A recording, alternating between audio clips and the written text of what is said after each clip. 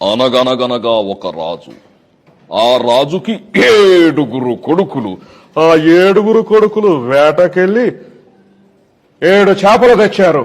ఆ చేపల్ని ఎండబెట్టారు.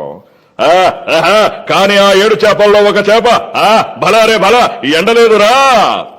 ఎందుకు ఎండలేదు అని ఆ చేపను అడిగితే నాకు గడ్డి మోప అడ్డొచ్చింది అని చెప్పింది. గడ్డి మోప నువ్వెందుకు అడ్డొచ్చావే అని అడిగితే గడ్డి మోపేదా నాకు ఆవు నన్ను అదా మేయలేదా అదా అని చెప్పింది. అప్పుడు ఆ విషయం నాకు కూడా జీవితం చెప్పింది. ఆవు మేయలేదని అనటంతో అదే ఆవేం చేస్తుంది పాపం, ఆవేం చేస్తుంది. ఎందుకంటే ఆవుని కట్టలు తాతయ్య ఇప్పలేదంటమ్మా. ఆ తాతయ్య చెప్పబోతే చాచా బుజ్జి చాచా ఎందుకు కట్టలు ఇప్పలేదు అని అడిగాడంట.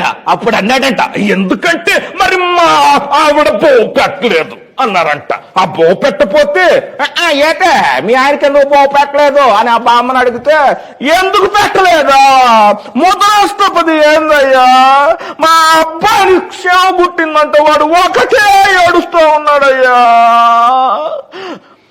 అని అనటంతో ఏమంటారు అమ్మా అమ్మా అమ్మా అమ్మా బాబు నువ్వు ఎందుకు ఏడ్చావంటే చీమ కుట్టింది అన్నాడంట.